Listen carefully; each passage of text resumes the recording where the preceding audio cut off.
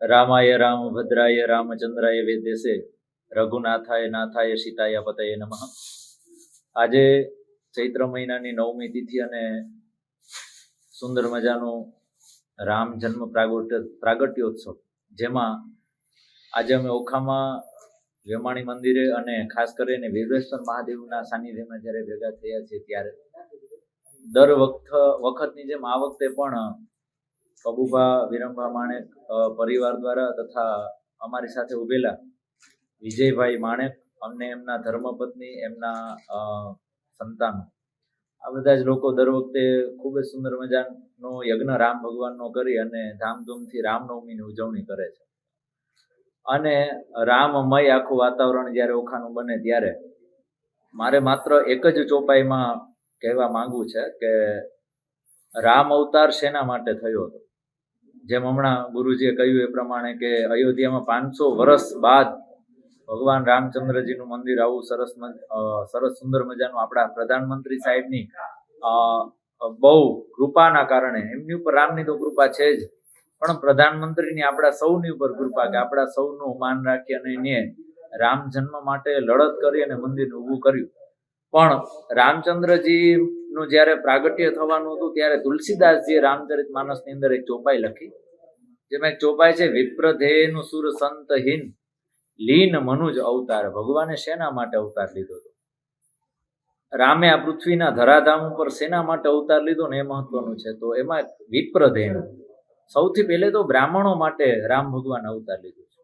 બીજું, ગાયોના ઉદ્ધાર માટે થઈ અને ભગવાન અવતાર લીધો.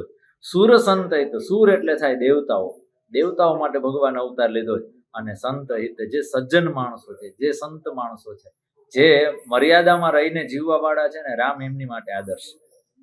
રામ એક શબ્દ નહીં, પણ રામ આખી પ્રકૃતિનું નામ છે. રામ બોલો ને એટલે તમને આમ આનંદ થાય, રામ બોલો એટલે શાંતિનું પ્રતીક થાય. ગામડાની અંદર કોઈ એકબીજાને મળે તો રામ રામથી શરૂઆત કરે, કોઈનો અંત સમય આવે ને ત્યારે રામ રામથી પૂર્ણ કરે. તો રામ છે ને એ આરંભમાં એ છે, રામ અંતમાં એ છે, રામ મધ્યમાં એ છે, અને રામ છે ચારે તરફ છે. રામ એક આદર્શવાદનું નામ છે. રામ એ કોઈ વ્યક્તિ નથી. રામ એ આખું સમાજ છે, આખી પ્રકૃતિ છે, આખું. રામ ન હોત ને તો હું એવું માનું છું કે ભારતની કલ્પના જ ન થઈ શકે. રામ ન હોય ને તો ભારતને કોઈ ઓળખતું જ ન હોય. રામ, કૃષ્ણ આદિ બધા એવા અવતારો થઈ ગયા છે કે એના ઉપર ભારતીય સંસ્કૃતિની પરંપરાઓ ટકી રહી છે.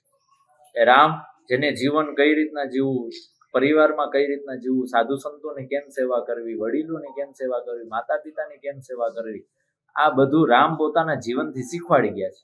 ભગવાને જે લીલા કરીને કૃષ્ણ, એ લીલા કરવાની નથી, એ લીલા સમજવાની છે. જ્યારે રામે જે લીલા કરી એ લીલા કરવા જેવી છે, સમજવાની નથી. રામનું જીવન એ જ આપણા માટે આદર્શ. તો મારા મતે એવું હું માનું છું કે રામ આપણા સર્વના આદર્શ હોવા જોઈએ, કારણ કે રામ એ આદર્શ અને મર્યાદા પુરુષોત્તમ છે. તો બસ આજના દિવસે હું ખાસ કરીને અમારા વિજયભાઈ યજમાન પરિવારનો ખૂબ ખૂબ આભાર માનીશ અને એમને પ્રાર્થના કરીશ કે દર વખતે આવા રામચંદ્રના પ્રાગટ્ય ઉત્સવમાં આપ શ્રી આવા યજ્ઞો કરતા રહેજો, એવા ભાવ સાથે. અસ્તુ.